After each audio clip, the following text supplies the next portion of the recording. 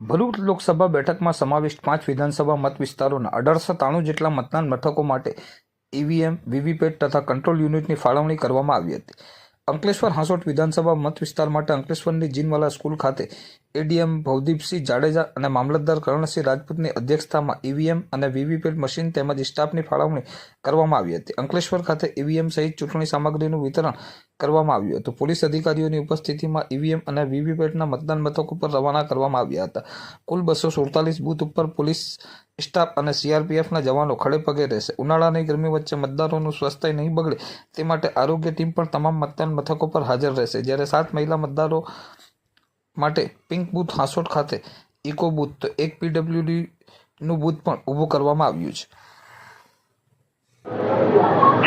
આજરોજ 154 અંકલેશ્વર મત વિભાગમાં આવતીકાલે તારીખ 7/5/2024 રોજ મતદાન થનાર હોય એ કામે રવાનગી ટીમને રવાના કરવાની કાર્યવાહી સીઈએન જીનવાલા હાઈસ્કૂલ ખાતેથી કરવામાં આવી રહેલ છે. જેમાં કુલ 247 મતદાન મથકોએ 1500 જેટલા સ્ટાફ કર્મચારીઓ નિમણૂક કરવામાં આવી છે. તેઓ તમામ સ્ટાફને સવારે નાસ્તો તેમજ બપોરે ભોજનની પણ વ્યવસ્થા કરવામાં આવેલી છે.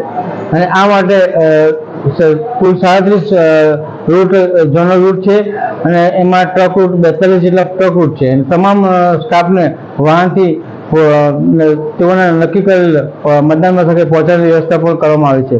સાથોસાથ તેઓની મેડિકલ ટીમ મેડિકલ કીટ પણ તેઓને આપવામાં આવી છે અને દરેક મતદાન મથકે આશા વર્કરોને પણ હાજર રાખવામાં આવેલ છે.